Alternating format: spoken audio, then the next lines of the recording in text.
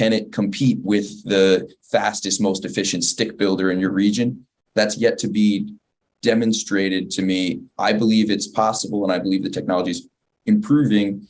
Will it be 3D printed construction? Will it be another form of automation? The future is totally unclear, but I've seen progress, and more people are getting involved because there's so many more people that want to be engineers and work with their minds than want to be on the job site working with their hands. And now, here's your host, Jason Hartman, with the complete solution for real estate investors. It is my pleasure to welcome a returning guest back to the show, and that is independent construction field journalist. No, he does not just sit behind a desk. He goes out into the field. That is Jarret Gross.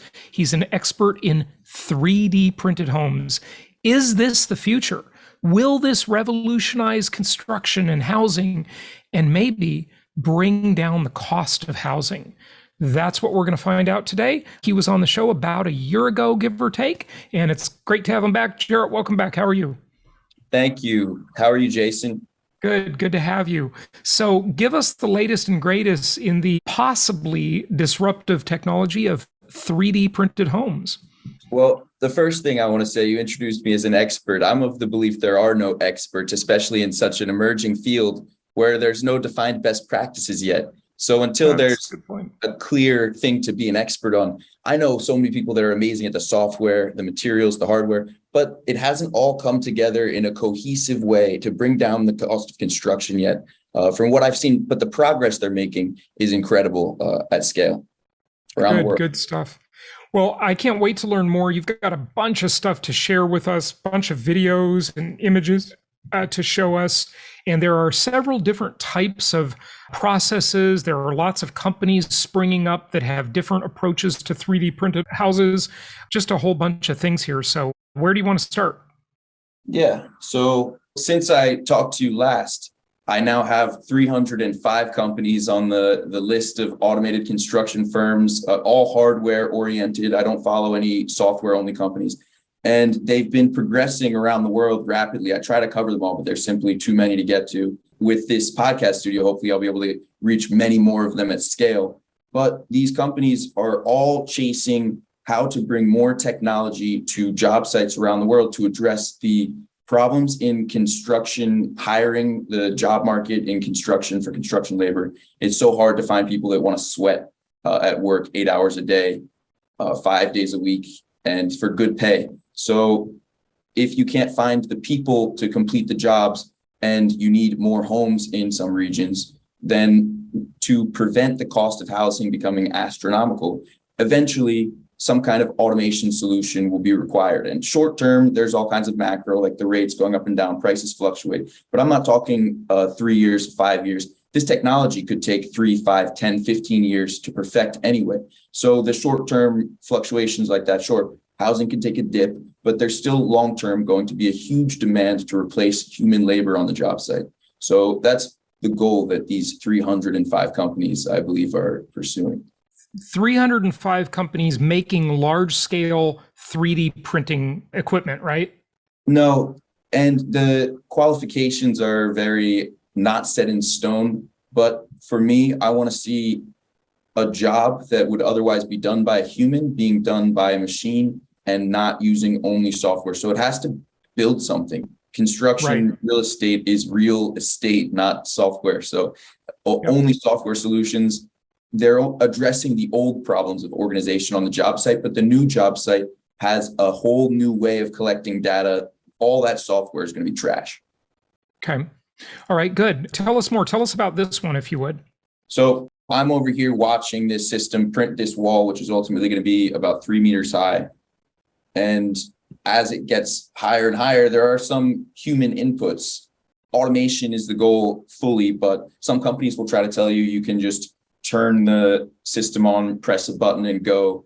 A lot of those companies, they say that won't let you see their prints. They won't give you a training like this because they don't want it to be so evident that it's still largely a human effort. And there's things companies like this are doing. You can remove the person at the mixer pump system. They have it set up like this in their facility for training, because when you're manually loading the bags, you get a different level of experience than when you're using a more automated system. That does add different kinds of complexities, and that's a new learning system, a different course, a different training.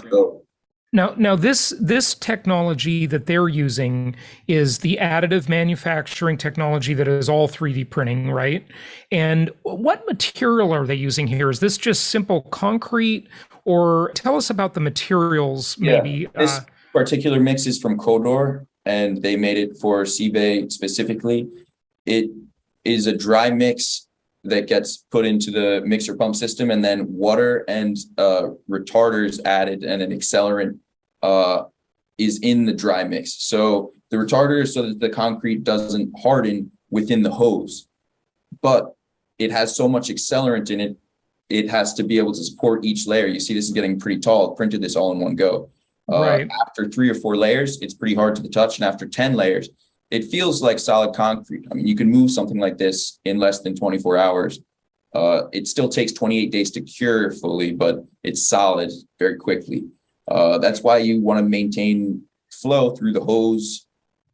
This is a fairly simple mix. It's more expensive than a much simpler solution, but it makes it easier to use. Okay, so talk to us about that for a moment, Jarett, because the big attraction, or the big hope, I don't think it's an attraction yet because it hasn't happened yet, so far as I know, but the hope for 3D printing is that people will be able to build less expensive homes with 3D printing technology. Now, of course, we already know there's going to be a labor saving cost. But what about the materials? What about the mix? So this is not just standard concrete. I assume it's more expensive than standard concrete, right? It's certainly more expensive than standard concrete. I don't know what the current going rate is. This was a year ago that I did this training with them. At the time, I think it was something like 350 euros for 1.2 tons, which is a pallet of the material. That can go up or down. Shipping's expensive. And it's been so much time, inflation, who knows, the price could be easily 10, 20% more. But right, but the dollar has gained a lot of strength against the euro. So yeah. That's interesting. True.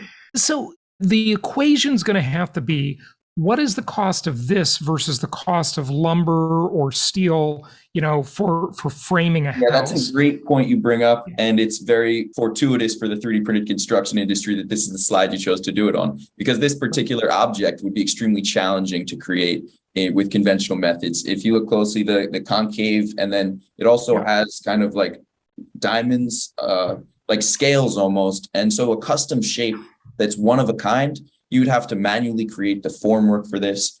That would require a lot of human labor, then assembling the formwork, pouring the concrete, disassembling the formwork, and then maybe you're storing the formwork for a long period of time.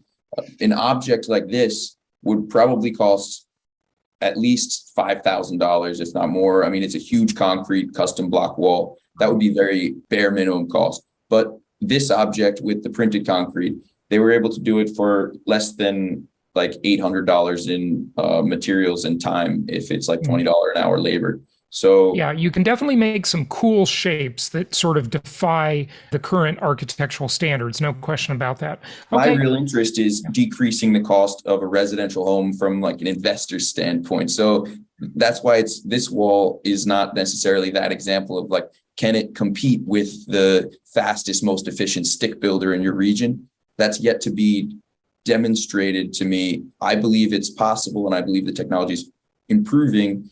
Will it be 3D printed construction? Will it be another form of automation? The future is totally unclear, but I've seen progress, and more people are getting involved because there's so many more people that want to be engineers and work with their minds than want to be on the job site working with their hands. Yeah. Okay. Keep going. Show us another one. Yeah. So after that, I went to, this is another company in the Netherlands called Vertigo. And they have a custom slicer software.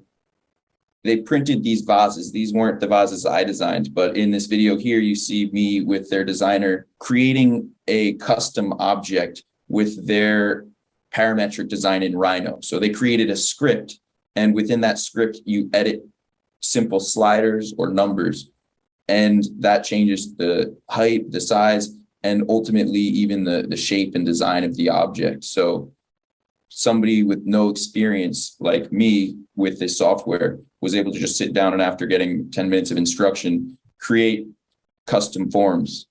This is just the height fluctuation, which is simple, but when you see you can create the concave, convex structures, and you begin to realize how simple it is to create something completely one of a kind that's never been seen before.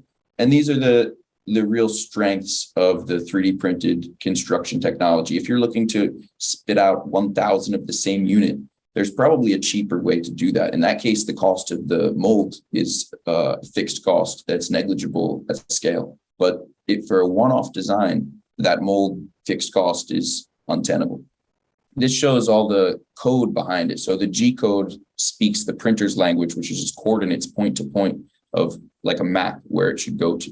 And that's the file that's ultimately exported from the very visual vase that you were able to see the lines of before. Now, one problem with printed concrete is that it uses a lot of cement, and all concrete uses cement for the most part. This is a company I visited called Lab. They're trying to replace cement with organic-based binders. And you can see in the bottom corner, they're using these binders to create almost cinder block kind of units. So they're not weatherproof by themselves after they're printed, but you can spray on a weatherizer, it makes it waterproof. Right now, they're working on scaling it up. So they're doing small prints at the moment, figuring out the material parameters. It's really interesting. They actually get some of their material calcium from like leftover waste, human waste from the toilet paper or something. And that's like less than 10% of the mix. But it's all bio-based, and the binder is not cement. So using something organic that's not going to be harmful to the environment is maybe good for the longevity of the industry, of sustainability, and that's not only. I just don't know how people will feel about that one psychologically. Yeah, definitely. Yeah. There's other ways to get calcium for sure. Yeah. But it's interesting, if you don't use the weatherizer, you can make almost above ground like coral reefs. I say that because coral reefs are like a place of life for stuff on the ocean. And in the forest, you have this kind of material. A lot of plants grow, whatever. But it's not just about like save the environment, whatever. It's the cement materials are like not available at scale necessarily. So it's really just a cost economics problem. Not that it is holding the industry back, but what's really holding the industry back is the small scale of the printing. So if you're using a lot more material, you're actually using huge batch sizes instead of tiny, mixing the batches on site. To make it efficient, there should be a factory delivering concrete, just like every other job site you're used to, or some efficient way to get the material cost down. A material cost decrease could make 3D printed construction cheaper than traditional construction overnight. When will that night happen? I have absolutely no idea. I hope it's in my lifetime, but yeah, this is still pretty far off, isn't it, Jarrett? I don't know. It could be overnight. Technology is funny like that, especially when the material science is getting like down to really the nano level, and they could figure something out. Nothing makes me feel like it's one step away, but progress is unpredictable. I try not to predict the future and rather just be a field journalist, finding primary sources. So this is a university, ETH Zurich, I went to in Switzerland. And this guy, American guy, Tim Wangler, is the professor there, helping them with the 3D printed concrete. They have this whole system. It's like a $12 million lab, all for automated construction technologies. So they have all these robotic arms that are doing large vases. That's their mixer pump system.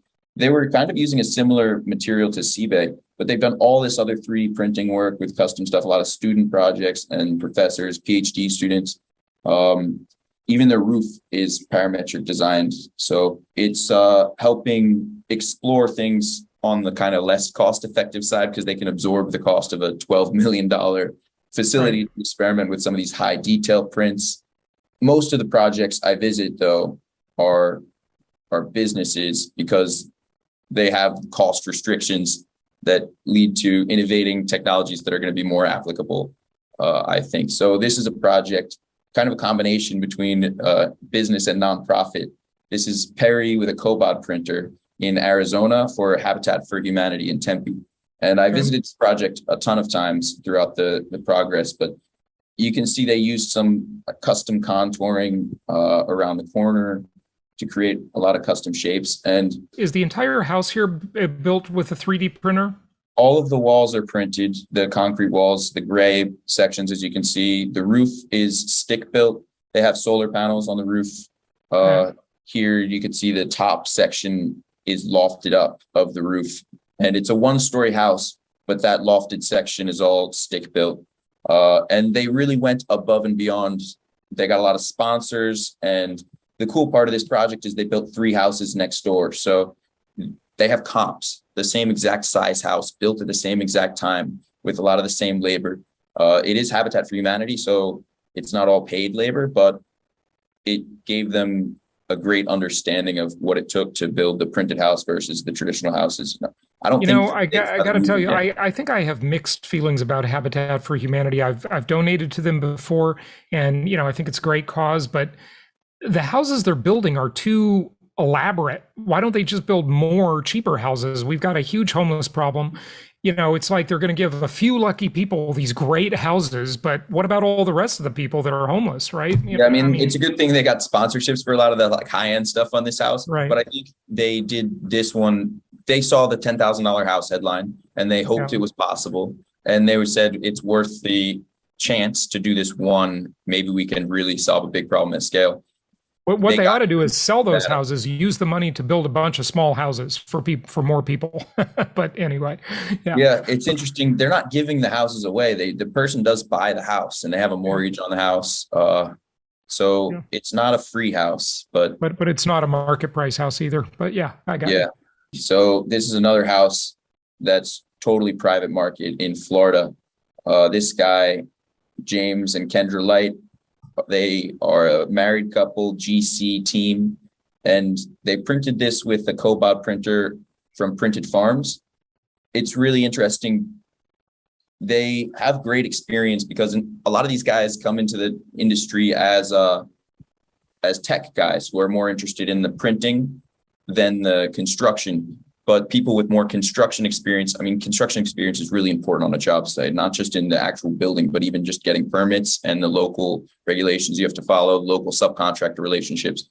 So they really have a great perspective on how this project went.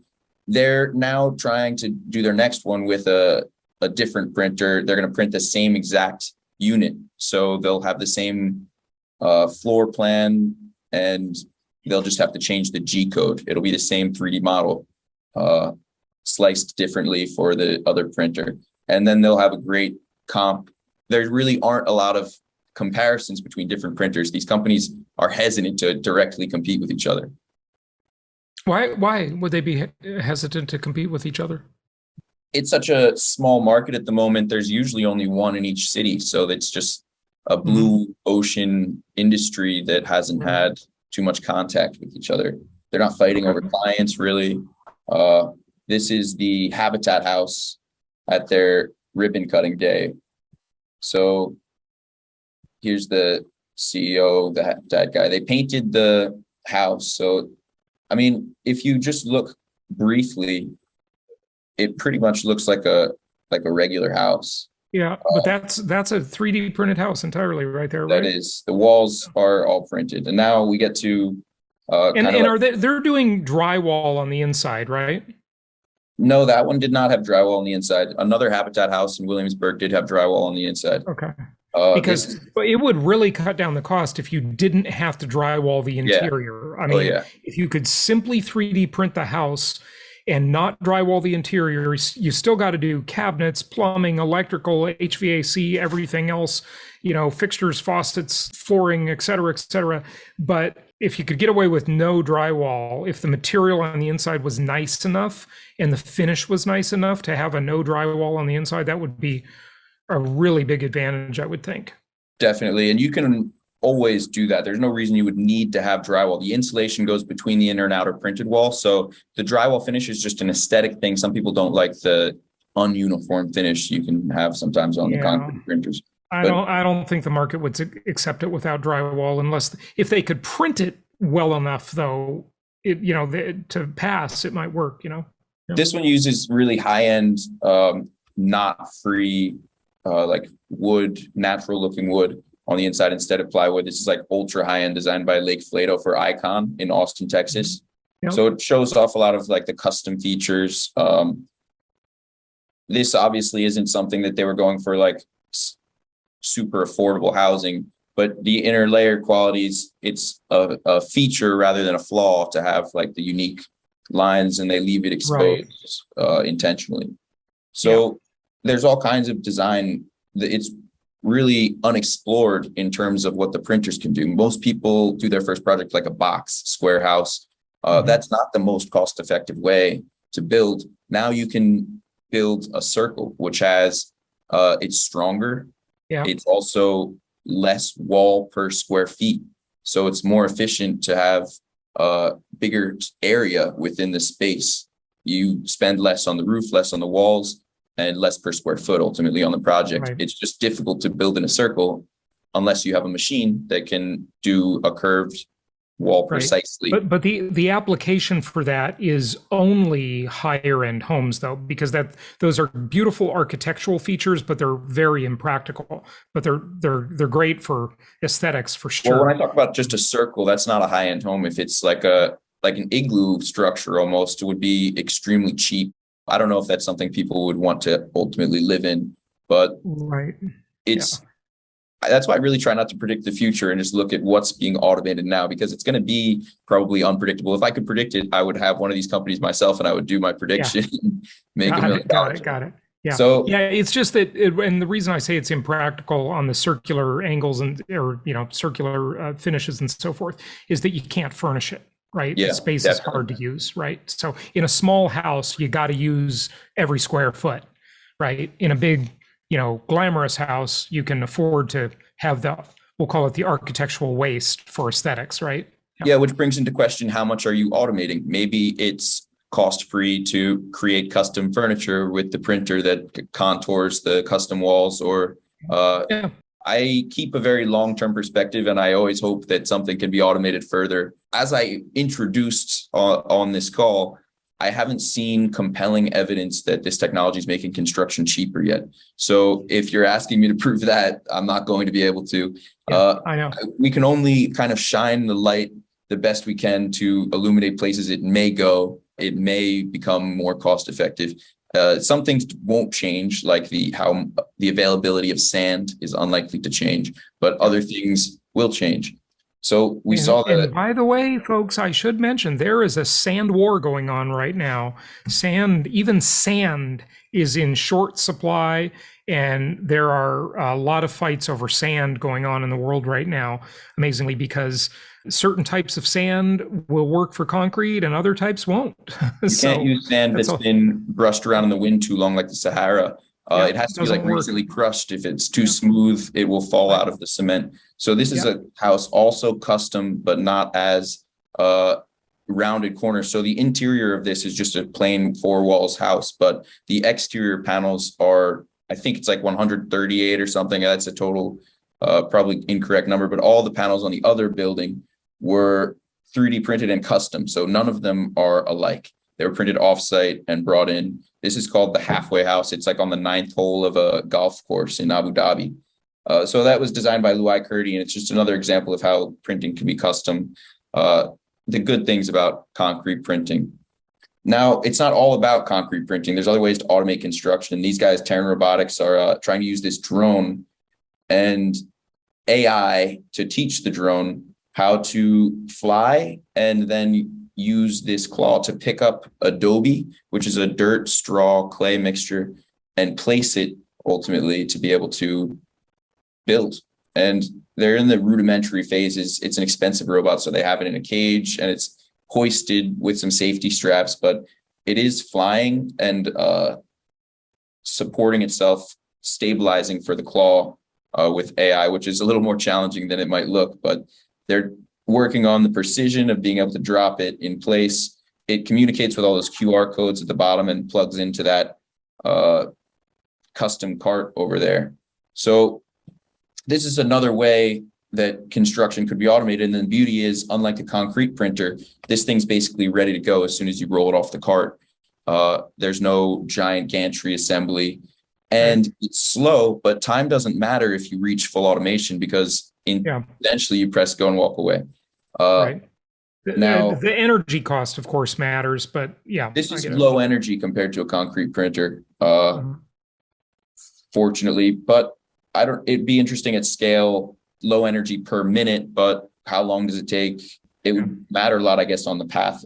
I don't know too much about the drone construction, but I'm learning about it. And right now, Terran's the only company I've seen doing that. So if we see more, hopefully I'll get to learn more about it. This is a company, Boxable, who's very popular. This is their facility. Elon Musk lives in one of those houses. Elon Musk has one in his backyard. I actually went down to Boca Chica, and there's a path that you can see the one that Elon has. I met a neighbor of his that told me about it. And Elon's $50,000 house was bought. It's just a regular house like all the other houses in Boca Chica before it was the SpaceX property. Everyone thought it was a Boxable house because it's the same $50,000 price tag. After that hype, he got a Boxable unit and put it in the back, and I actually saw it. So that's in a recent interview I did with an ex-Tesla employee about when Tesla will get into housing. But this is showing just prefab. They fold out. They're easy to ship. Who knows? Automation might happen on the job site. This is their CEO, Galliano. Could happen off the job site like Boxable. There's all kinds of ways that construction can be automated. And all of them are improving much faster than stick building houses. So one of them is eventually going to overtake the stick build process. It's just a matter of when. And I know it's irritating that the time scale is so unpredictable that when that could be. It really is. Yeah. Here's the interview with the Tesla employee. I love going down to SpaceX. You can just walk right up to the rockets, and it's wild how much access. I hear they're going to soon make this road off limits to the public, so you should maybe check it out. that's a weird Tesla with some kind of plate at the top. I feel like it might be a lead plate. Yeah, that's for maybe nuclear powered Tesla. I don't know. They have those microwave size systems. Nobody's driven it in a while, though, it looks like. But I was really interested at this project in these units here. This is actually a 3D printed building at SpaceX, but these units were in a pallet for a long time, just labeled SpaceX House 1, 2, 3, 4. They have a lot of different housing stuff going on at SpaceX. They have a bunch of Airstream units. They have a lot of people there. They're trying to have all their employees ideally not have to commute so far, I guess. So if they wanted to do the cheapest method, they would probably just do 300 units, the same thing, but they're trying a lot of different stuff. So it's interesting to me to see what a company with such a high level engineering is like. What are they doing to solve these problems? To solve housing problems. Yeah. Yeah. Jarrett, give out your website and just close it up with anything you want people to know about 3D printing, some final thoughts. Check out my YouTube channel, my website, automate.construction. You can check out the podcast. I have all kinds of interviews with all their CEOs. And thanks for watching. It was a pleasure, Jason. Thanks for having me on again. Jarrett, thanks for joining us.